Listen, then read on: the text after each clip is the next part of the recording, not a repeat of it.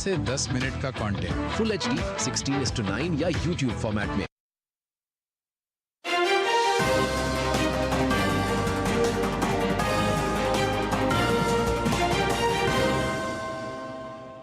नमस्कार, स्वागत है आप सभी का डीडी न्यूज में। आपके साथ समाचार लेकर हाजिर हूं मैं संध्या शर्मा। आइए बुलेटिन की शुरुआत कर लेते हैं हेडलाइंस के साथ।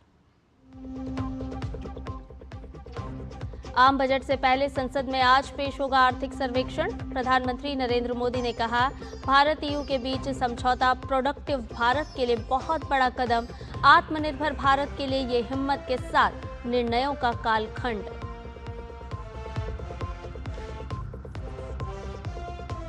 अजीत दादा अमर रहे के नारों से गूंज रहा बारामती। अजीत पवार को राजकीय सम्मान के साथ दी जा रही है अंतिम विदाई। थोड़ी देर में विद्या प्रतिष्ठान ग्राउंड में होगा अंतिम संस्कार।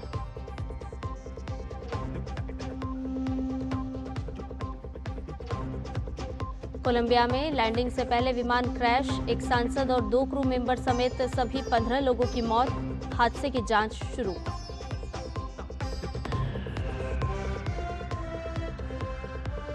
बीटिंग द रिट्रीट सेरेमनी के साथ गणतंत्र दिवस समारोह का भव्य समापन आज। थल सेना, नौसेना और वायुसेना समेत केंद्रीय सशस्त्र पुलिस बलों के बैंड देंगे मनमोहक प्रस्तुति। और आज तय होंगे ऑस्ट्रेलियन ओपन में महिला सिंगल्स के फाइनलिस्ट। पहले सेमीफाइनल में सबालेंका और स्वितोलिना की भिड़ंत, तो दूसरे मैच में जेसिका और एलिना होंगी आमने सामने।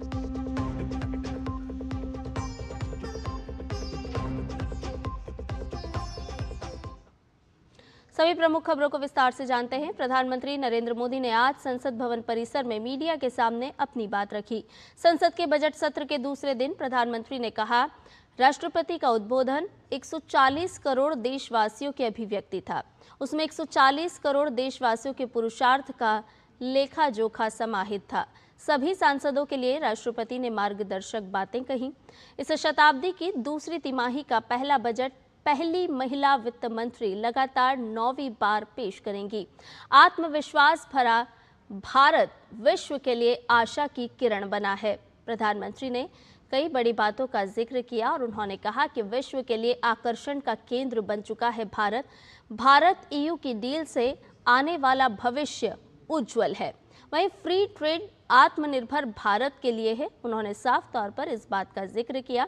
मीडिया को संबोधित कर रहे थे प्रधानमंत्री नरेंद्र मोदी और इस दौरान उन्होंने कहा कि भारत के मैन्युफैक्चरर्स अपनी क्षमता बढ़ाएं। भारत EU के बीच मदर ऑफ ऑल डील्स हुई है। भारत EU डील उत्पादकों के लिए एक बड़ा अवसर है।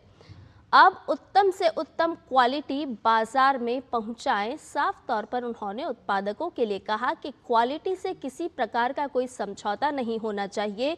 EU का बाजार अब भारत के लिए, भारत के उत्पादकों के लिए खुल चुका है और ऐसे में आप खास तौर पर ख्याल रखें कि क्वालिटी से कोई समझौता ना हो। प्रोडक्टिव भारत के लिए ये बहुत बड़ा कदम है। उन्होंने कहा कि भारत और EU के बीच जो समझौता हुआ है ये बहुत बड़ा कदम है। रिफॉर्म एक्सप्रेस का जिक्र प्रधानमंत्री ने अपनी बात में साफ तौर पर कहा कि उन्होंने कहा कि रिफॉर्म एक्सप्रेस पर भारत चल चुका है, देश चल पड़ा है। लॉन्ग टर्म सॉल्यूशन के रास्ते पर देश है, उन्होंने ये भी कहा। और साथ ही साथ अपने संबोधन में उन्होंने ये भी जोड़ा कि हमारे हर फैसले में राष्ट्र की प्रगति लक्ष्य है। राष्ट्र किस तरह से उन्नति कर सकता है, हमारा जो 2047 का लक्ष्य है उसे हम किस तरह से पूरा कर सकते हैं, उसी के लिए तमाम प्रयास भारत के तमाम 140 करोड़ देशवासियों को करने होंगे। सरकार ने लास्ट माइल डिलीवरी पर बल दिया है और आज हिम्मत के साथ निर्णयों का कालखंड है।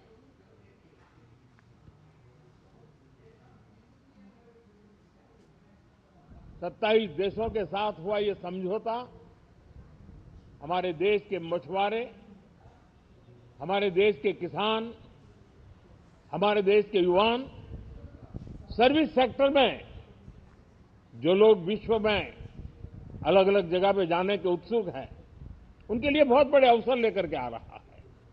और मुझे पक्का विश्वास है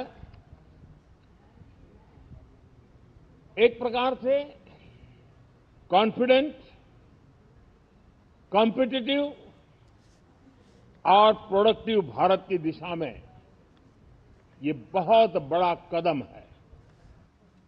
और ये व्यवधान का नहीं समाधान का समय है। प्रधानमंत्री नरेंद्र मोदी ने अपनी बात में ये भी जोड़ा और उन्होंने साफ तौर पर कहा कि भारत अब प्रगति की राह पर चल पड़ा है, अब रुकने वाला नहीं है। रुक करते अगली खबर का आपको बता दें कि देश की आर्थिक सेहत कैसी है, इसका पता आज लगेगा। वित्त मंत्री निर्मला सीतारमण आज संसद में आर्थिक सर्वेक्षण 2025-26 पेश करेंगी।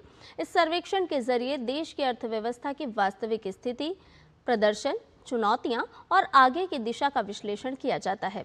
इसे वित्त मंत्रालय के अंतर्गत मुख्य आर्थिक सलाहकार की अगुवाई में तैयार किया जाता है। ये सरकार का विश्लेषण से भरा एक दस्तावेज होता है, न कि कानून या फिर बजट। और इसी सर्वेक्षण के जरिए सरकार को बजट बनाने में एक दिशा मिलती है और देश को अर्थव्यवस्था की स्पष्ट तस्वीर भी मिल जाती है।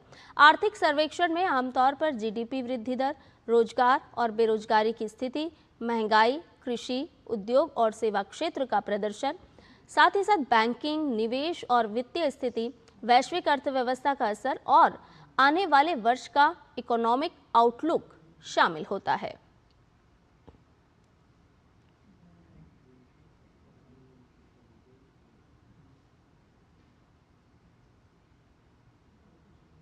तो संसद में आज आर्थिक सर्वेक्षण पेश किया जाएगा।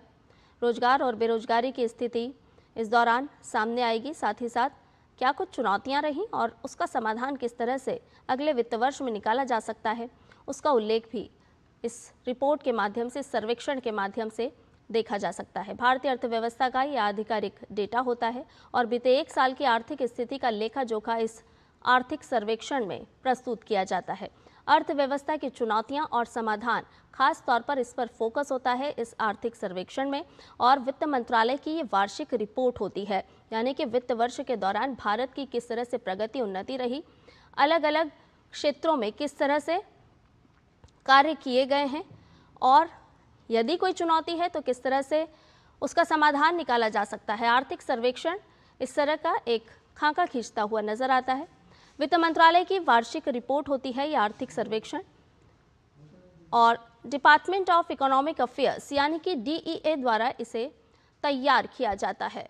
मुख्य आर्थिक सलाहकार के मार्गदर्शन में ये निर्माण करता है। तो मुख्य आर्थिक सलाहकार के मार्गदर्शन में इसे तैयार किया जाता है और बजट से पहले आपको बता दें कि संसद में इसे पेश करने की परंपरा होती है। तो डिपार्टमेंट ऑफ इकोनॉमिक अफेयर्स यानी कि डीईए द्वारा इसे तैयार किया जाता है। आर्थिक सर्वेक्षण आखिर क्यों इतना महत्वपूर्ण होता है, ये भी ग्राफिक के जरिए हम आपको लगातार बता रहे हैं, क्योंकि मुख्य आर्थिक सलाहकार के मार्गदर्शन में इसे तैयार किया जाता है। एक तरह से ये पूरी एक वर्ष भर की, एक पूरे साल के वित्त वर्ष की ये रिपोर्ट होती है। और आपको ये भी तथ्यों के माध्यम से समझाएं कि पहला आर्थिक सर्वेक्षण साल 1950 से 1951 के बीच पेश किया गया था और 1964 की अगर हम बात करें तो इस समय तक बजट के साथ पेश होता था। बजट और आर्थिक सर्वेक्षण यानी कि दोनों को अलग अलग तरह से पेश नहीं किया जाता था। बजट होगा वित्त वर्ष 2026-27 के लिए, यानी कि 1 फरवरी, जिस पर सभी की उम्मीदें लगी हुई हैं, सभी की निगाहें टिकी हुई हैं कि इस बार का बजट किस तरह से होगा। तो वो होगा 2026 और 27 के वित्त वर्ष के लिए। लेकिन जो आर्थिक सर्वेक्षण होता है वो 2025-26 के लिए होता है, यानी कि जिस वित्त वर्ष में लगातार उपलब्धियां हासिल की गई, अलग अलग क्षेत्र थे, उनमें किस तरह से काम किया गया और अगर किसी तरह की कोई चुनौतियां सामने आई तो उनका समाधान अब जो बजट आएगा उस वित्तीय वर्ष में किस तरह से निकाला जा सकता है, उस पर खास तौर पर फोकस रहता है। कृषि की बात करें, उद्योग की बात करें, इंफ्रास्ट्रक्चर की बात करें, तो ये तमाम ऐसे अलग अलग सेक्टर्स होते हैं जिन पर फोकस होता है, जिन पर ध्यान दिया जाता है कि उनकी प्रगति किस तरह से हुई है। रोजगार की बात की जाए और इसके साथ साथ निर्यात किस तरह से हो रहा है उसकी बात की जाए। अगर हम एमएसएमई की बात करें, छोटे लघु उद्यमों की बात करें, महिला सशक्तिकरण की बात करें, कैसे हम उनको उन्नत दिशा प्रदान कर सकते हैं, तो तमाम ये आर्थिक सर्वेक्षण में इन बातों का जिक्र साफ तौर पर तो नहीं, लेकिन हाँ उसको छूते हुए होता है कि किस तरह से ये आर्थिक सर्वेक्षण जो है 2025-26 का, उसने अपनी उम्मीदों पर वो कितना खरा उतरा है जो बजट पेश किया गया था। और उसके अलावा वो एक दिशा देने का भी काम करता है। जब आप 2026-27 के बजट से उम्मीदें लगा रहे हैं तो यह आर्थिक सर्वेक्षण कहीं ना कहीं एक दिशा देने का काम करता है।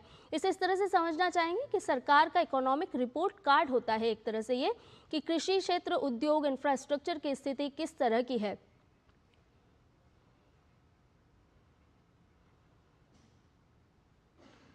तो इस लिहाज से देखा जाए तो आज का दिन भी संसद में बेहद ही खास रहने वाला है। और इससे पहले आपको बता दें कि प्रधानमंत्री नरेंद्र मोदी ने मीडिया को संबोधित किया और अपने संबोधन में प्रधानमंत्री ने कई बड़ी बातों का जिक्र किया है। और भी ताज़ा अपडेट ले लेते हैं। फोन लाइन पर हमारे सहयोगी संवाददाता शैलेंद्र मिश्र इसी खबर पर हमारे साथ जुड़ गए हैं। शैलेंद्र, प्रधानमंत्री नरेंद्र मोदी ने आज जब मीडिया को संबोधित किया तो कई बड़ी बातों का उन्होंने जिक्र किया। उन्होंने कहा है कि समय व्यवधान का नहीं है, बल्कि ये समय है कि किस तरह से आप निर्णायक भूमिका अदा कर सकते हैं, किस तरह से आप समाधान निकाल सकते हैं। बिल्कुल, आज प्रधानमंत्री नरेंद्र मोदी ने कई महत्वपूर्ण बिंदुओं को रेखांकित शैलेंद्र, किया है। आपसे इस बात का जवाब लेंगे, लेकिन इस वक्त हम अपने दर्शकों को लिए चल रहे हैं महाराष्ट्र।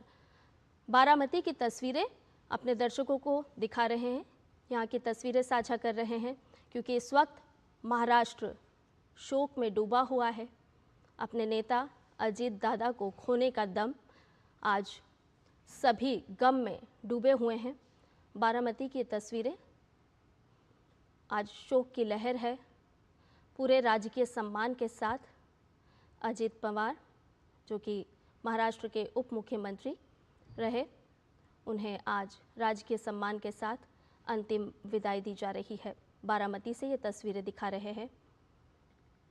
महाराष्ट्र की जनता अपने नेता, अपने जननायक को अंतिम विदाई देने के लिए बारामती में एकत्रित हुई है। हर कोई शोक में डूबा हुआ है। अजित दादा के व्यक्तित्व को आज याद किया जा रहा है।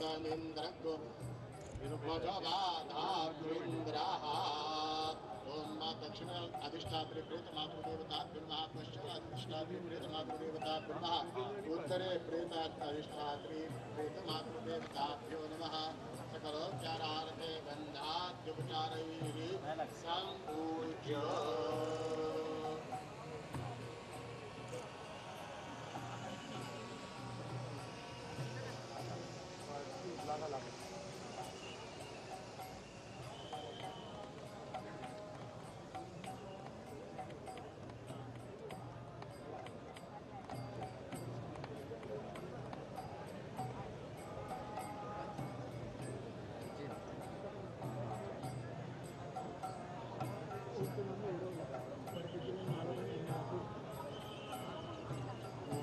अग्नये स्वाहा इदमग्नये नमः।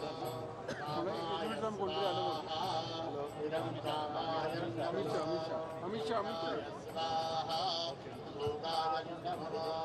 अनुमतये स्वाहा इदमनुमतये नमः। प्रेताय स्वाहा इदं प्रेताय नमः। ॐ पिण्डोपरि सोमानेन अग्निदेवताः यथा नमः।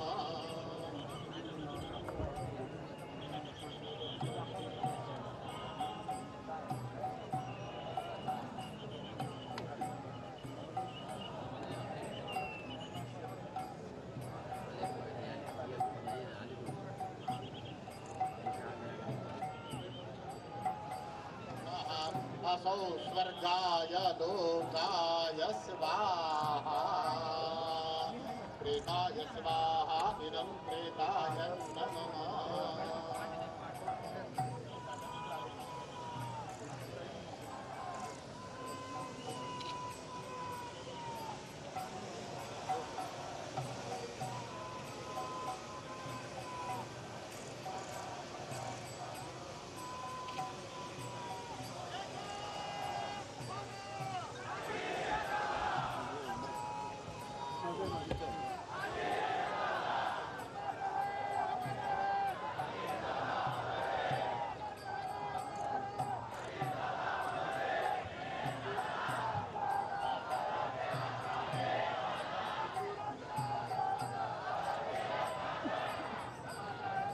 ड्रोन प्लेस मिली गई थी। ड्रोन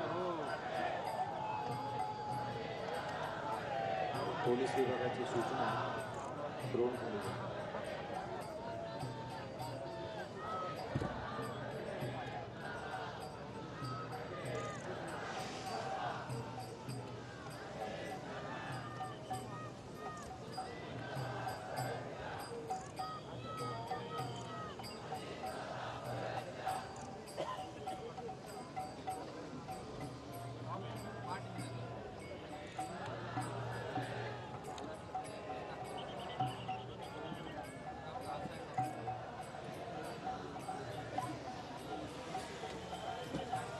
ये दादा ये थोड़ा इकडे ना.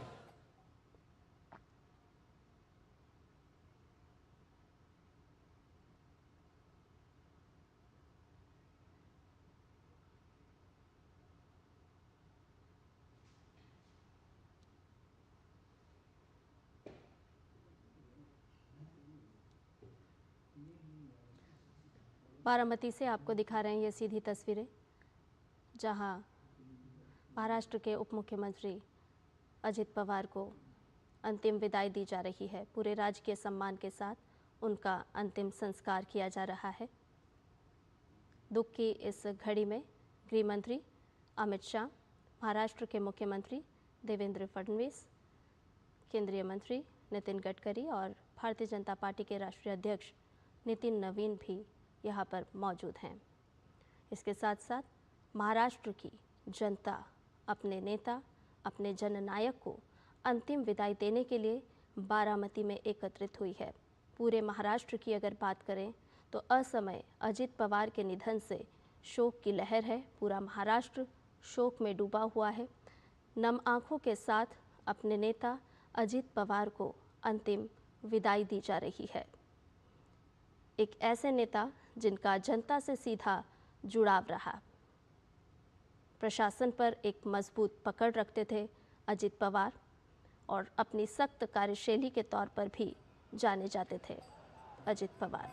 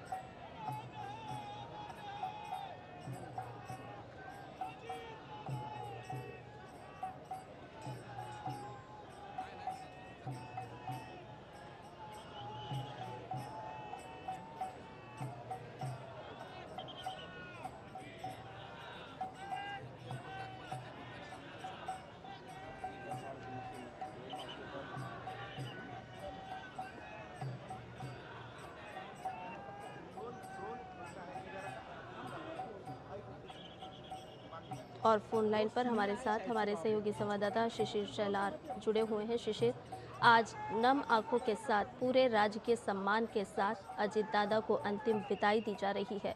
सभी की आंखें नम हैं और भावुक होते हुए सभी लोग, महाराष्ट्र की पूरी जनता नजर आ रही है। देखिए, हालांकि अजित पवार का जो पार्थिव है वो इस वक्त विद्या प्रतिष्ठान के प्रांगण में आ चुका है और अब अंतिम को जो है वो शुरुआत यहाँ पर कर दी गई है। उनके दोनों सुपुत्र पार्थ और जय पवार जो है वो अंतिम विधि यहाँ पर कर रहे हैं। केंद्रीय मंत्री अमित शाह भी यहाँ पहुँच चुके हैं। इस वक्त अगर देखा जाए तो ये जो पूरा प्रांगण है वो अजित दादा के नारों से पूर चुका है। दरअसल आज सुबह जो है उनका पार्थिव जो है उनके मूल गांव जो है काटेवाड़ी, वहाँ पर ले जाया गया था। वहाँ पर लोगों के द्वारा लोगों के दर्शन की रखा गया था। क्योंकि शुरुआत अजित पवार की अगर देखी जाए तो इसी बारामती जिले से काटेवाड़ी गांव से हुई थी और इसीलिए कई लोग जो है वो वहाँ पर उनके लिए जो है दर्शन के लिए जो है राह देख रहे थे। हालांकि उसके बाद तकरीबन 2 घंटे बाद देख रहे हैं कि यहाँ पर जो विद्या प्रतिष्ठान के प्रांगण में पार्थिव यहाँ पर लाया गया है। विधिवत जो है यहाँ पर पूजा की जा रही है, उसके बाद उनकी विधि जो है वो यहाँ पर किया जाएगा। ऐसा देख पा रहे हैं कि पूरी जो महाराष्ट्र की राजनीति के जो बड़े बड़े नेता है वो यहाँ पर पहुंच चुके हैं अक्रॉस पार्टी लाइन्स। वक्त हम देख पा रहे हैं कि महाराष्ट्र के मुख्यमंत्री है, केंद्रीय गृहमंत्री अमित शाह है, गोवा के मुख्यमंत्री प्रमोद सावंत यहाँ पर पहुंच चुके हैं। उसके साथ साथ MNS चीफ राज ठाकरे भी यहाँ पर पहुंच चुके हैं। हालांकि पूरा अगर ये प्रांगण आप देखेंगे तो तकरीबन हजारों की भीड़ जो है इस वक्त यहाँ पर उमड़ी है।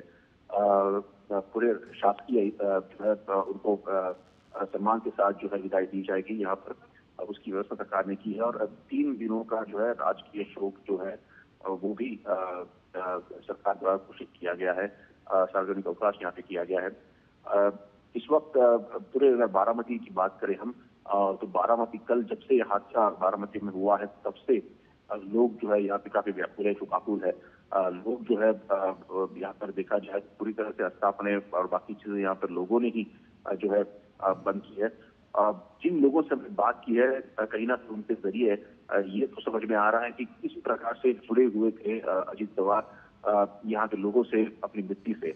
और इसीलिए इस वक्त जो भीड़ आप देख पा रहे हैं, जो लोगों का यहाँ पे हुजूम दिख रहा है, वो वही दर्शाता है कि भले ही अजीत पवार अगर देखा जाए महाराष्ट्र की राजनीति में एक महत्वपूर्ण स्थान रखते थे, एक ऊंचा नेतृत्व रखते थे, इसके बावजूद जमीन स्तर पर वो किसी प्रकार से जुड़े।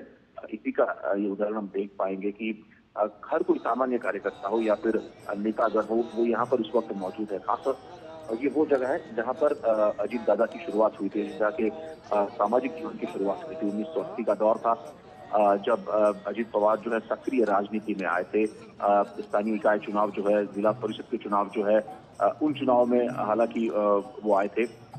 उसके बाद जो है धीरे धीरे हमने देखा किस प्रकार से वो नेशनल पॉलिटिक्स में आए और उसके बाद फिर से एक बार जो है राज्य की राजनीति में सक्रिय हुए और अपना राज्य की राजनीति में एक ऐसा नाम उन्होंने प्रस्तापित किया कि उनको जो है बुलाना अब नामुमकिन है। इस वक्त जिस प्रकार से हम देख पा रहे उनकी जो पत्नी है सुनेत्रा पवार, वो अंत्यविधि के लिए मंच पर यहाँ पर उपस्थित है।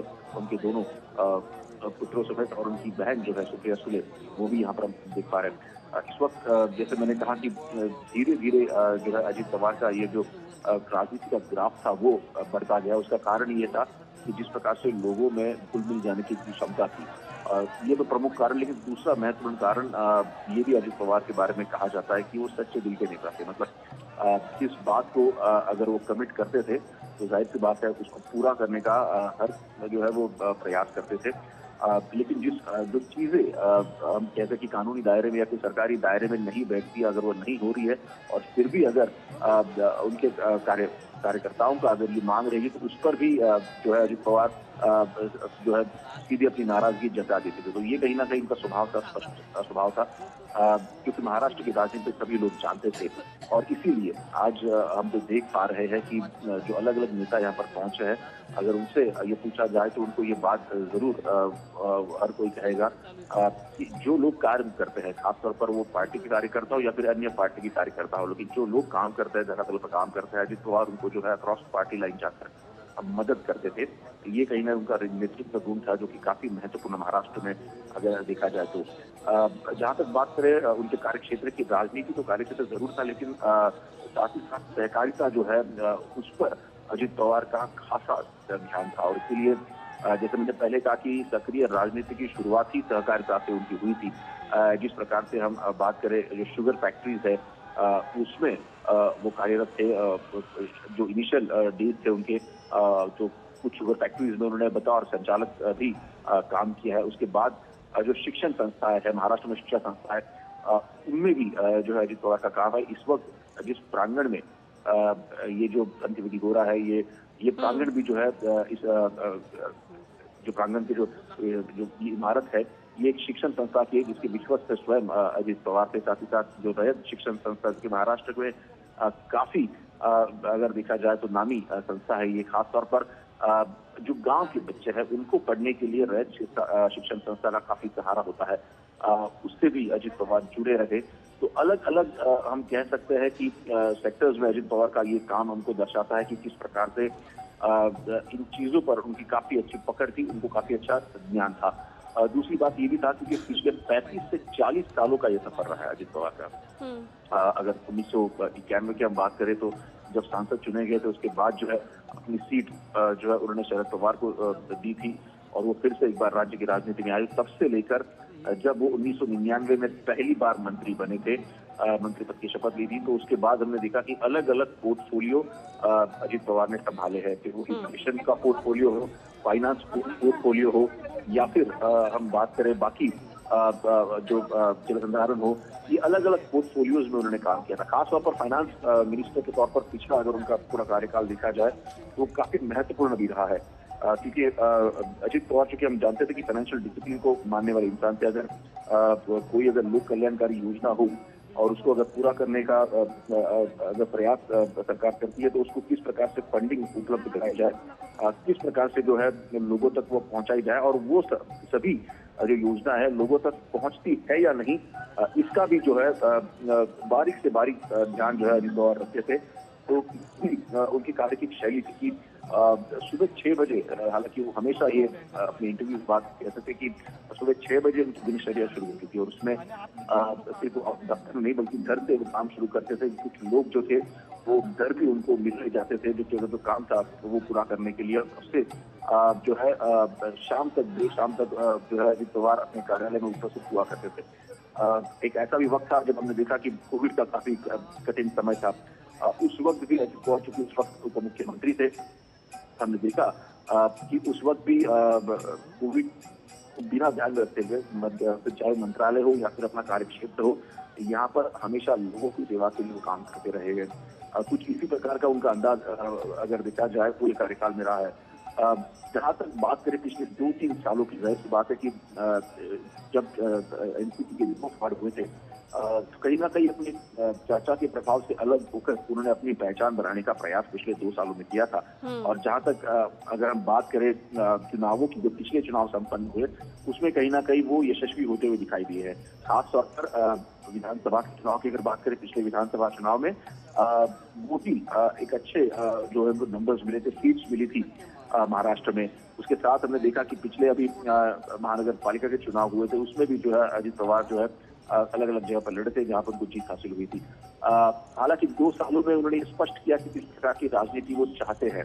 उन्होंने हम कहते हैं कि अगर विकास करना है तो जाहिर सी बात है कि आपको प्रोसेस होने चाहिए, सत्ता आपके हाथ में होनी चाहिए। तो और ये बात बच्चे भी जानते थे और इसलिए वो मन से भी कई बार कह चुके हैं कि अगर लोगों ने मुझे चुन के दिया है तो जाहिर सी बात है उनकी मेरी तरफ से कुछ अपेक्षाएं होंगी और अगर वो अपेक्षा पूरी करनी है तो जाहिर सी बात है कि सरकार और सत्ता में होना बेहद जरूरी है। ये बात वो जानते थे, इसीलिए लोग भी जो है उनको इसी उनकी स्पष्ट जो बात कहते थे उसके लिए लोग भी उनको मानते थे।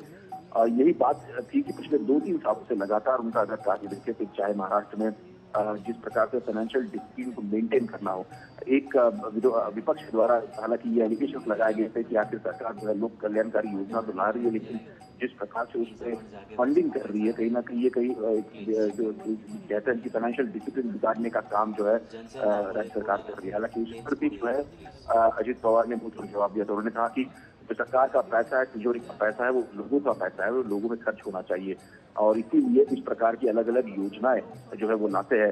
जाहिर सी बात है उन्होंने ये भी कहा कि इन कल्याणकारी योजनाओं को किस प्रकार से क्रियान्वयन किया जाए और किस प्रकार से आगे बढ़ाया जाए, इस पर लगातार ध्यान देने की जरूरत है, उनका कहना था। और इसीलिए उत्तम प्रशासन जिसे हम कहते हैं कि आपके चाहे जो अधिकारी हो उनसे लगातार संपर्क में रहना, जो काम राज्य सरकार कर रही है, जो घोषणाएं उन्होंने की है उनकी समीक्षा करना, ये काम जो है बार बार अजित पवार करते रहे। और इसीलिए जो प्रशासन के तौर पर अगर देखा जाए उनकी पकड़ काफी मजबूत थी सत्ता में और इसीलिए अभी चाहे वो मुख्यमंत्री हमने सुना कई बार जो है देवेंद्र फडणवीस को भी कहते हुए सुना और कई गद्दावर नेता है महाराष्ट्र से और केंद्रीय राजनीति में वो कहते हैं कि किस प्रकार से एक नेता जो है जो वायदा करता है वो पूरा करना चाहिए, काम करना चाहिए। इसका उत्तम उदाहरण जो है अजित पवार के रूप में जो हम देख पाएंगे। इस वक्त ये तस्वीरें जो आप देख रही है सभी जो नेतागण है यहाँ पर जो उनको अंतिम विदाई देने के लिए आए हैं वो इस वक्त हम मंच पर देख पा रहे हैं कि उपस्थित है, उनको आखिरी सलाम कर रहे हैं। ये सभी उनके सहपाठी थे।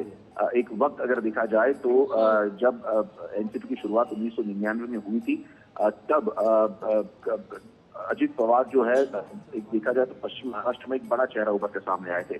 मैं आपको बता दूं, वो कई बार ये बात कह चुका है कि भले वो शरद पवार उनके चाचा है, लेकिन उसके बावजूद भी जिस प्रकार से सत्ता में अगर बात करें काम करने की, तो उनको उनके गुण के ऊपर जो है पैरामीटर्स के ऊपर अगर देखना चाहिए। उन्होंने कहा था कि मैं भले उनका भतीजा जरूर था, लेकिन जब मैं सत्य राजनीति में आया था तो उनको उनके लिए कोई रेड कार्पेट नहीं बिछाया गया था। जब वो राजनीति में आए, राजनीति में 10 साल बिताने के बावजूद भी जब वो पहली बार उनको जो मंत्री पद मिला था वो 10 साल बाद, मतलब 1999 में मिला था। और उससे पहले जो है कई सारे गद्दावर नेता महाराष्ट्र के राजनीति में थे जो शरद पवार के काफी खास थे, जो है वो उस वक्त मंत्रिमंडल में। तो आप समझ सकते हैं कि संघर्ष भरा जीवन जरूर रहा है उनका। जो पोर्टफोलियोज उनको मिले थे या फिर जो मंत्री पद मिला था वो आसानी से ही मिला था। एक मलाल उनके दिल में हमेशा था, वो ये था कि मुख्यमंत्री नहीं बन पाए। पिछले ही दिनों एक कार्यक्रम में उन्होंने भले ही एक लाइटर नोट पे ये बात उन्होंने कही थी कि मेरे पीछे मेरे बाद जो राजनीति में आए, हालांकि वो मेरे से आगे निकल गया और मुख्यमंत्री बने, लेकिन मैं मुख्यमंत्री नहीं बन पाया। ये मलाल उनके दिल में हमेशा था। लेकिन जाहिर सी बात है, महाराष्ट्र में अगर बात करें तो सबसे longest serving deputy chief minister होंगे, तो उस पर अगर देखा जाए तो अजित पवार का नाम ही सामने आएगा। और साथ ही साथ जिस प्रकार से काम करने का उनका एक स्वरूप रहा है, ऐसे में विपक्ष भी उनके जो ये है काम की तारीफ करते दिखाई दे रहा है। एक उदाहरण इसके तौर पर मैं बताना चाहूंगा कि उस वक्त हालांकि यूपीए सरकार सत्ता में थी राज्य में, ये 2004 से 2000 अगर कहा जाए तो 14 के बीच की ये बात है, जब यूपीए 1 और यूपी 2 सरकार राज्य में भी थी या केंद्र में भी थी। ऐसे में महाराष्ट्र में अगर देखा जाए तो वो खास जो इलाका जो काफी प्रभावित हुआ करता था सूखे से, वो था मराठवाड़ा का इलाका और साथ ही साथ विदर्भ का इलाका। हमने कई बार देखा है कि तत्कालीन जो नेता थे बीजेपी के देवेंद्र फडणवीस, वो हमेशा सदन में बात उठाया करते थे कि आखिर सूखे की जो है बात आखिर कब खत्म होगी। हालांकि उसके ऊपर अजित पवार भी अगर देखा जाए तो काफी मुखर, उन्होंने कहा कि जाहिर सी बात है ये इलाका पिछड़ा वाला जरूर है, लेकिन उसके उत्थान के लिए काम करने की जरूरत है। इसलिए अलग अलग इरिगेशन प्रोजेक्ट्स पर जो है उन्होंने काम, चूंकि इरिगेशन डिपार्टमेंट उनके पास था और इसीलिए जो विपक्ष के जो नेतागण थे वो भी उनके पास जाते थे अपना काम करने के लिए, और अगर कोई परियोजना उनको अच्छी लगी तो उन पर वो त्वरित कार्रवाई करते थे। और ये उदाहरण देखिए, इसका उदाहरण हमने कई जो नेता हैं उनसे सुना था महाराष्ट्र में कि अगर कोई परियोजना किसी प्रभाग के लिए अगर कार्यगर साबित होती है तो जाहिर सी बात है अजित पवार उसमें खास एक दिलचस्पी लेते थे, और दिलचस्पी नहीं बल्कि किस प्रकार से उसको पूरा किया जाए इस पर भी वो ध्यान देते थे। इसका नतीजा ये भी रहा, अगर रहेगा पिछले 3 सालों का अगर आप कार्यकाल देखें इस सरकार का जिसमें मौजूद भी थे, तो ऐसी परियोजनाएं लाई गई और उनको तयशुदा वक्त में पूरा करने का प्रयास भी किया गया है। बड़ी बड़ी परियोजनाएं, फिर चाहे हम मेट्रो की बात करें, फिर चाहे हम अलग अलग महामार्गों की बात करें, साथ ही साथ इंटरनेशनल एयरपोर्ट हो या फिर मुंबई में बनने वाला सबसे बड़ा जो है पोर्ट, उसकी हम बात करें, तो अलग अलग परियोजनाओं के लिए काफी अगर देखा जाए तो कैपिटल एक्सपेंडिचर की जरूरत होती थी। और पिछले 5 सालों में खास तौर पर, अगर पिछले 5 सालों की बात करें तो खास तौर पर एक कैपिटल एक्सपेंडिचर काफी बड़ा है। तो ऐसे में एक चुनौती वित्त मंत्री के पास होती है कि आखिर किस प्रकार से वो इसमें समाधान निकाले। कैपिटल एक्सपेंडिचर तो बढ़ा है, लेकिन किस प्रकार से जो सोशल कॉस्ट के लिए जो योजना सरकार चला रही है, जो वेलफेयर स्कीम्स चला रही है, उनको भी आखिर किस प्रकार से फंड मुहैया कराया जाए, ये सबसे बड़ी कहीं ना कहीं चुनौती होती है वित्त मंत्री के सामने, जिसको बखूबी निभाया है अजित पवार ने पिछले कुछ सालों से। और इसीलिए लाड़की बहन जैसी योजना पर विपक्ष ने आपत्ति भले जताई हो, लेकिन उसके लिए भी जो है सरकार हमेशा से ही काम करती रही है। लेकिन उसके साथ साथ फिर चाहे मेट्रो प्रोजेक्ट हो, चाहे वो फिर हम बात करें किस प्रकार से इंटरनेशनल एयरपोर्ट की बात करें, उसको फंड मुहैया कराने की बात हो, इन सभी योजनाओं की लागत किस प्रकार से पूरी की जाए और तयशुदा वक्त में काम किस प्रकार से पूरा किया जाए, ये काम कहीं ना कहीं महाराष्ट्र में जो त्रिमूर्ति थी, मतलब त्रिमूर्ति इसके हम कह सकते हैं मुख्यमंत्री, 2 उप मुख्यमंत्री जिसमें एकनाथ शिंदे और अजित पवार का नाम सामने आता है। ये तीनों भी कुछ इस प्रकार से उन्होंने महाराष्ट्र में काम किया है पिछले 3 सालों में, कि 24/7 जिस प्रकार से सरकार वो कहते थे कि हमारी सरकार जो है 24/7 काम करती है।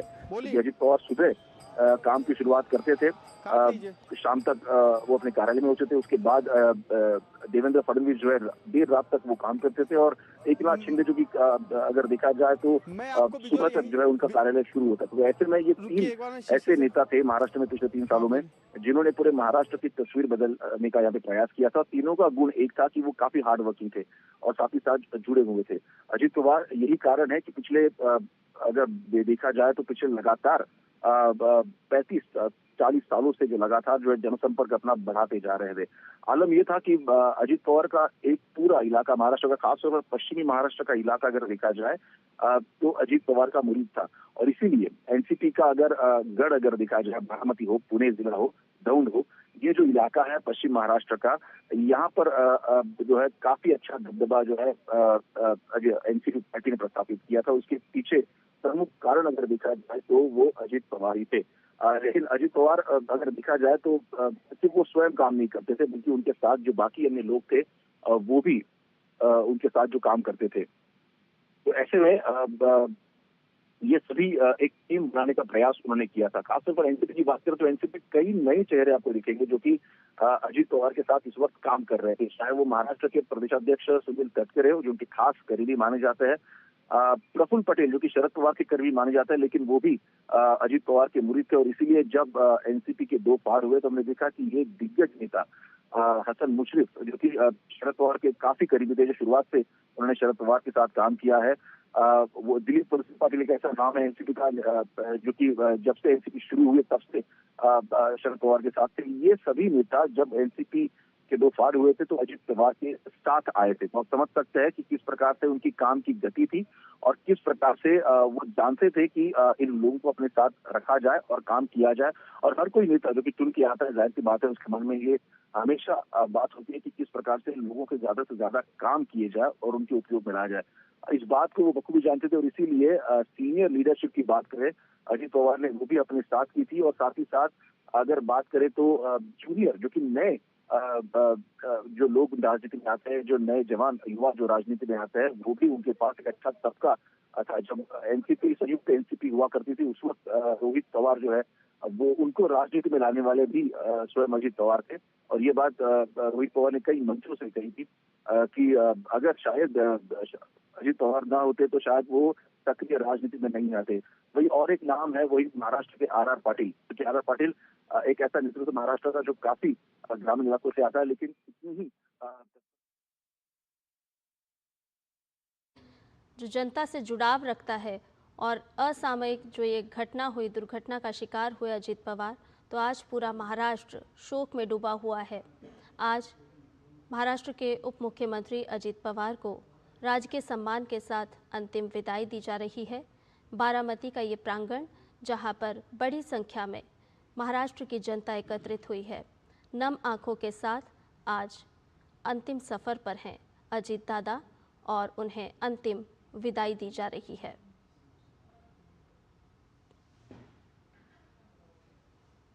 किस तरह से प्रशासन में एक मजबूत पकड़ रखते थे महाराष्ट्र के उप मुख्यमंत्री रहे अजित पवार।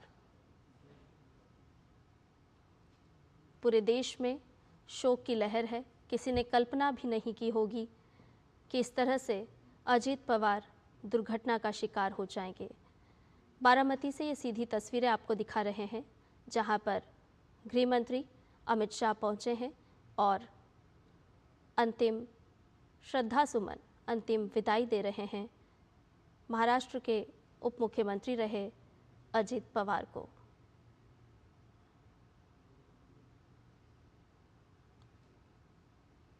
अपने अंतिम सफ़र पर हैं महाराष्ट्र के अजित दादा। महाराष्ट्र के उप मुख्यमंत्री पद पर आसीन रहे अजित पवार। राजनीति का लंबा अनुभव अपने पास रखते थे और आज अपने अंतिम सफ़र पर हैं। पूरे राजकीय सम्मान के साथ बारामती में उन्हें अंतिम विदाई दी जा रही है। राजनीति में परिपक्वता रखने वाले, कैसे बारामती क्षेत्र का विकास किया जा सकता है, उस पर लगातार फोकस अजित पवार ने किया। भारतीय जनता पार्टी के राष्ट्रीय अध्यक्ष नितिन नवीन भी पहुंचे हैं अजित पवार को अंतिम विदाई देने के लिए, श्रद्धा सुमन अर्पित करने के लिए। तो पूरे देश में शोक व्याप्त है, हर कोई नम आंखों से अजित दादा को अंतिम विदाई दे रहा है। उनके साथ जिन भी लोगों ने समय बिताया, आज वो सब उन तमाम यादों को अपने साथ संजोए हुए हैं। किस तरह से उनकी राजनीतिक कार्यकुशलता थी, किस तरह से निर्णय लेने की उनकी क्षमता थी और किस तरह से महाराष्ट्र में एक बेहतर संतुलन उन्होंने बनाने का काम किया। महाराष्ट्र के मुख्यमंत्री देवेंद्र फडणवीस श्रद्धा सुमन अर्पित करते हुए। और फोन लाइन पर लगातार हमारे संवाददाता शिशिर शेलार भी जुड़े हुए हैं। शिशिर, हम देख रहे हैं पूरे राजकीय सम्मान के साथ हर कोई श्रद्धा सुमन अर्पित कर रहा है अपने नेता को, अजित दादा को। एक लंबा राजनीतिक अनुभव रहा अजित पवार का। किस तरह से महाराष्ट्र में सत्ता में संतुलन बनाया जा सकता है, किस तरह से उन्होंने जनता से जुड़ाव रखा, और ये तस्वीरें दिखा रही है कि जनता के दिलों पर किस तरह से राज किया करते थे अजित पवार। सत्ता का समीकरण जो है वो साधने का प्रयास, अगर उसमें आप यशस्वी होते हैं तो जाहिर सी बात है कि लोगों का आप पे विश्वास होता है। यही अगर देखा जाए तो बखूबी राजनेता की निशानी होती है। अजित पवार हालांकि स्पष्ट रूप से ये कहते थे, जिस प्रकार से लोगों जो विश्वास है अगर उस पर खरा उतरना है तो जो लोग अपने पास काम लेके आते हैं, हालांकि उस कामों को जो है जल्द से जल्द पूरा करने का प्रयास हमें करना चाहिए। जो भी महत्वपूर्ण काम होते हैं लोगों से जुड़े हुए, खासतौर पर क्षेत्र से जुड़े हुए, और इस पर उनका काफी ध्यान हुआ करता था। और इसीलिए महाराष्ट्र के अलग अलग प्रोजेक्ट्स की अगर बात करें, जो बड़े प्रोजेक्ट्स हैं उनकी अगर बात करें, तो अजित पवार जानते थे कि उनकी अहमियत क्या है। और इसीलिए चाहे कभी हम कह सकते हैं उसको कि आउट ऑफ वे जाकर काम करने का एक तरीका होता है कि किस प्रकार से उसको जो है एक लीगल प्रोसीजर्स में बिठाया जाए, किस प्रकार से उसको जो है एक प्रशासनिक तौर पर उसको पूर्ण किया जाए, ये अजित पवार बखूबी जानते थे। और इसीलिए इस प्रकार से अगर हम बात करते थे लोगों से, खासतौर पर जो अधिकारी थे, हालांकि अधिकारियों पर अगर देखा जाए लोगों का ये मानना था कि अजित पवार जो थे अधिकारियों पर काफी सख्त थे, लेकिन उन्होंने कहा कि ऐसी बात नहीं है। अगर काम करना है, राज्य में डेवलपमेंट करना है, तो ऐसी बात है अधिकारी जो है सबसे महत्वपूर्ण कड़ी उसमें होती है, और इसलिए उनको साथ लेकर चलना काफी महत्वपूर्ण होता है। और इसीलिए एक अगर कहा जाए तो सशक्त भूमिका तो जरूर लेते थे, लेकिन साथ ही साथ एक समंजस की भूमिका उनकी होती थी कि अगर कोई आपत्ति उसमें आ रही है, कोई अगर प्रॉब्लम्स आ रहे हैं, तो उसको निपटाने का प्रयास जो है अपने तरीके से अजित पवार हमेशा करते हुए दिखाई दे रहे थे। और इसीलिए फिर हम बात करें कि चाहे सत्ता पक्ष हो या फिर विपक्ष हो, चाहे वो सत्ता में हो या फिर विपक्ष बैठे हो, हमने देखा कई बार जो है उनके बोलने का तरीका सधा हुआ होता था। और साथ ही साथ जो सत्ता में उस वक्त तत्कालीन थे या फिर जो उनके साथ खड़े थे, वो भी बड़ी अदबी से जो है अजित पवार से बात करते थे, और जो क्वेश्चन वो रेस करते या फिर जो मुद्दा उन्होंने उठाया उस पर सरकार जो है ध्यान जरूर देती थी। और इसीलिए उनका ये जो अनुभव था वो अगर देखा जाए तो पूरे प्रशासनिक करियर के साथ साथ अगर देखा जाए तो राजनीति में और समाज कारण में भी, समाज नीति में भी जो है उनके लिए काफी महत्वपूर्ण साबित हुआ दिखाई दे रहा है। यहाँ पर कुछ अगर मैं आपको डिटेल दे देता हूँ किस प्रकार से अजित पवार का एक पूरा एक हम कह सकते हैं जिसको एक काम रहा है, खासतौर पर अगर उनकी शुरुआत अगर की जाए, तो मैंने आपको पहले कहा था कि मैंने वो स्थानीय इकाई थी, मतलब जिला परिषद से उन्होंने की थी, और उसके बाद धीरे धीरे जो है हालांकि सांसद पहले बने, उसके बाद फिर राजनीति में सक्रिय हुए थे। तो ऐसे में जो सहकारिता के इंस्टीट्यूट है, चाहे वसुंधरा शुगर इंस्टीट्यूट की बात करें, एक बेहद बड़ी इंस्टीट्यूट है महाराष्ट्र में, खासतौर पर जिसका जिक्र जो है प्रधानमंत्री ने भी किया। उन्होंने इस शुगर इंस्टीट्यूट का जो है काम भी रहा है, और जिस प्रकार से इसमें काम होता है इसका नेतृत्व जो है अजित पवार ने किया था, उसको संभाला अजित पवार ने। काफी साल जैसे मैंने आपको कहा कि सिर्फ राजनीति नहीं या फिर सिर्फ समाज नीति नहीं, बल्कि बाकी अन्य चीजों में उनकी दिलचस्पी थी। आपको बताना चाहूंगा कि जहाँ तक बात करें स्पोर्ट्स की, तो अजित पवार जो है वो महाराष्ट्र खो खो एसोसिएशन जो है उसके अध्यक्ष रह चुके हैं। तकरीबन 2006 से लेकर 2018 के बीच में जो है वो खो खो फेडरेशन के अध्यक्ष रह चुके हैं। स्पोर्ट्स के लिए भी अगर देखा जाए तो लगातार उन्होंने काम किया है। जहाँ तक बात करें सहकारिता को फैलाने की, क्योंकि एक सबसे महत्वपूर्ण बात होती है कि सहकारिता के माध्यम से जो लोगों का पैसा या फिर सरकार का पैसा है वो लोगों तक किस प्रकार से पहुंचे, ये एक प्रमुख जिसे हम कहते हैं कि एक काम होता है। और इसीलिए हमने देखा कि राज्य में, खासकर महाराष्ट्र की बात करें तो महाराष्ट्र में कई सहकारी बैंक जो है वो शुरू हुई थी। और उस सहकारी बैंक का नेतृत्व भी जो है संचालक जो है पद जो है वो भी अजित पवार ने हालांकि उसमें भी काम किया था। तो आप समझ सकते हैं कि किस प्रकार से इन सभी चीजों को सहकारिता के माध्यम से लोगों तक जोड़ना, और सिर्फ जोड़ना नहीं बल्कि किस प्रकार से वो पूरा काम जो है वो अपने निश्चित जो तयशुदा वक्त है उसको पूरा करना, ये कहीं ना कहीं काम जो है अजित पवार ने लगातार इस पूरे अपने कार्यकाल में किया है। चाहे वो महाराष्ट्र राज्य सहकारी बैंक जो है उसमें उनका कार्यकाल रहा हो, या फिर पुणे जिला मध्यवर्ती बैंक जिसे हम कहते हैं केंद्रीय बैंक है पुणे जिले में, खासतौर पर जुड़ी हुई किसानों से उस बैंक के जो अध्यक्ष और संचालक के रूप में काम कर चुके हैं। साथ ही साथ अगर देखा जाए तो महाराष्ट्र राज्य सहकारी जो शुगर फैक्ट्री है वो जो सेंटर है वहां पर भी अजित पवार जो है वो संचालक के रूप में काम कर चुके हैं। तो उनका अगर आप एक पूरी ग्राफ देखें, खासतौर पर किस प्रकार से उन्होंने सर्व किया है, तो बेहद उनका अनुभव जो है गाढ़ा रहा है इस पूरे कार्यकाल के दौरान। और इसीलिए अजित ज्यादा जो बात रखते थे, चाहे वो सदन में हो या फिर विपक्ष के साथ हो या फिर सत्ता के साथ हो, इस बात में वजन होता था, इस बात में कहीं ना कहीं अनुभव होता था। और ये बात जो है बाकी अन्य नेतागण भी जानते हैं, और इसीलिए जो है दादा द्वारा कहा गया उनका शब्द जो है वो कभी उसको जो है नजरअंदाज नहीं करते थे। लेकिन इसी के साथ साथ अगर हम देखें तो उनका पोर्टफोलियो अगर देखें, पोर्टफोलियो की बात करें, जो मंत्री मंत्री पद का जो पदभार है उन्होंने संभाला है पूरे अपने इस कार्यकाल के दौरान। 1999 पहले 1999 देखा जाए तो 99 में पहली बार वो जो है मंत्री बने थे 91 में। उसके बाद हमने देखा कि राज्य मंत्री बने थे जल संधारण मंत्रालय के, राज्य कृषि मंत्री भी महाराष्ट्र के रह चुके हैं, और साथ ही साथ ग्राम विकास मंत्री रह चुके हैं, इरिगेशन जो डिपार्टमेंट है उस पर भी वो काम कर चुके हैं। तो ऐसे में ये अलग अलग जो डिपार्टमेंट है, ये जो अलग अलग डिपार्टमेंट है इसमें जो है मंत्रालय में उन्होंने काम किया है। तो आप समझ सकते हैं कि इतना अगर अनुभव किसी व्यक्ति के पास हो तो जाहिर सी बात है कि उसका काम करने का नजरिया तो बदलता है, लेकिन साथ ही साथ एक दृष्टिकोण भी डेवलप होता है कि किस प्रकार से राज्य को आगे लेके जाना है। और इसीलिए एक वक्त ऐसा था महाराष्ट्र में, हालांकि उनका ही कार्यकाल अगर देखा जाए तकरीबन 10 सालों तक इरिगेशन डिपार्टमेंट में रहे हैं, तो एक ऐसा कार्यकाल रहा है जैसे मैंने पहले कहा, एक सूखाग्रस्त इलाका हुआ करता था महाराष्ट्र में। मराठवाड़ा की बात करें या फिर विदर्भ की, यहाँ पर सिंचाई परियोजना लाने का प्रयास उन्होंने किया था कि किस प्रकार से जो है इरिगेशन यहाँ पर बढ़े, इस बारे में जो है उन्होंने प्रयास किया था। साथ ही साथ इंडस्ट्री के बारे में अगर हम बात करें तो एक उदाहरण के तौर पर बताना चाहूंगा, जिस वक्त जहाँ पर हम इस वक्त खड़े हैं बारामती का जो जिला है, बारामती में हालांकि जो बड़ी कंपनीज है, इंटरनेशनल कंपनीज है जो नाम है, जो भी बारामती में इस वक्त कार्यरत है।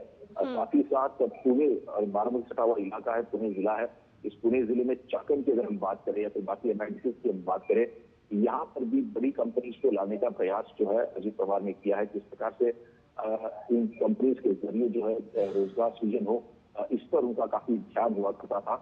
और इसीलिए फिर चाहे वो अलग अलग फोरम के जरिए मीटिंग्स हो या फिर इंडस्ट्रीज से बात करने का प्रयास हो, हमने देखा कि अजित पवार जो है इसमें हमेशा आगे रहे। हालिया दौर में अगर देखा जाए गौतम अडानी जो कि मशहूर भारत के उद्योगपति है, वो भी बारामती आ चुके थे। उन्होंने भी जिस प्रकार से कार्य अजित पवार शरद पवार ने यहाँ पर किया था वो देखा था, और किस प्रकार से पार्टनरशिप हो इंडस्ट्री और गवर्नमेंट की, और जिसका सीधा फायदा लोगों तक पहुंचे, ये उनका एक हेतु इसके पीछे था। और इसीलिए अलग अलग इंडस्ट्रीज जो थे, इंडस्ट्रियल प्लेयर्स थे, लीडर्स थे, उनसे भी उनका संबंध काफी अच्छा था। और इसलिए जहाँ तक विकास की बात करते हैं, जाहिर बात है कि विकास के लिए आपको एक विजन रखना काफी जरूरी है, और उस विजन को देखते ही हम देखते हैं कि इंडस्ट्री आती है, इंडस्ट्री प्लेयर्स आते हैं राज्य में। तो ये विजन देखा जाए अजित पवार तो काफी महत्वपूर्ण था, जिसके मद्देनजर हमने देखा कि कुछ सालों में जो है इंडस्ट्रियलाइजेशन महाराष्ट्र में जो है उसकी भी रफ्तार बढ़ी थी अलग अलग हिस्सों में। तो ये कुछ बातें अगर देखा जाए उनके कामों की अगर हम करें तो हमारे प्रमुख तौर पर सामने आती है। लेकिन इसी के साथ साथ अगर देखा जाए राजनीति में एक अलग अगर देखा जाए तो एक दूसरा पहलू भी उनका था, और इसलिए वो जितने अगर देखा जाए कुशल प्रशासक थे उतने कुशल राजनेता भी थे। राजनीति कैसे करनी है और विषयों को किस प्रकार से लोगों के सामने ले जाना है और कौन से मुद्दों को उठाना है, ये वो बखूबी जानते थे। और इसीलिए जब जैसे मैंने कहा कि 2 फाड़ जब एनसीपी के हुए थे उस वक्त हालांकि बड़ी अगर देखा जाए सभी तरीके से उन्होंने एक जो सीनियर लीडरशिप थी पार्टी की वो उनके साथ आई, साथ ही साथ जो युवा थे उनको भी अपने साथ किया और साथ लेने के बाद किस प्रकार से जो है लोगों में लोगों तक अपनी बात पहुंचा है, ये भी उन्होंने जो है सही तरीके से 3 सालों में किया। जनाधार था खासतौर पर राष्ट्रवादी कांग्रेस पार्टी अजित पवार पार्टी का, वो जनाधार पिछले कुछ सालों में बढ़ता हुआ दिखाई दे रहा है। बिल्कुल शिशिर, और ये जो जनाधार है वो साफ तौर पर दर्शा भी रहा है कि आज किस तरह से एक अपूर्णीय क्षति महसूस कर रहा है पूरा महाराष्ट्र की वो जनता जिनके दिल पर राज करते थे अजित पवार।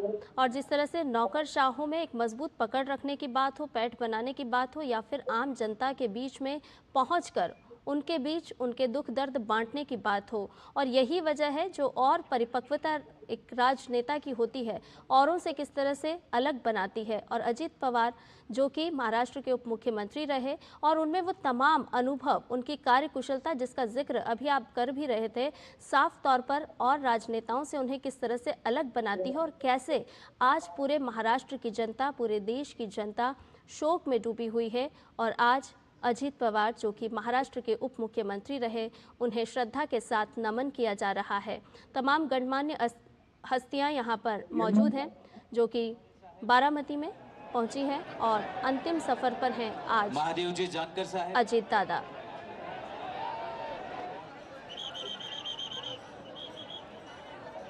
सन्माननीय रितेश जी देशमुख, सन्माननीय मंत्री जयकुमार जी गोरे, डॉक्टर अमोल कोल्हे, सन्माननीय खासदार,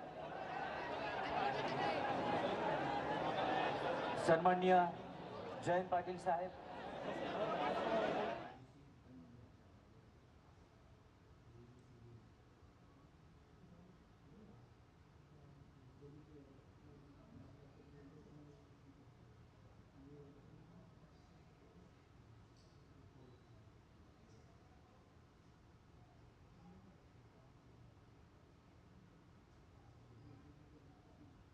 तो बारामती से आपको दिखा रहे हैं ये सीधा प्रसारण, जहां पर आज महाराष्ट्र के उप मुख्यमंत्री को राजकीय सम्मान के साथ अंतिम विदाई दी जा रही है। कल दुर्घटना में उनकी असामयिक मृत्यु हो गई और उसके बाद पूरे महाराष्ट्र में, पूरे देश में शोक की लहर व्याप्त है। और आज अपने अंतिम सफर पर हैं महाराष्ट्र के उप मुख्यमंत्री रहे श्रद्धेय अजित पवार, जिन्हें नम आंखों के साथ आज अंतिम विदाई दी जा रही है।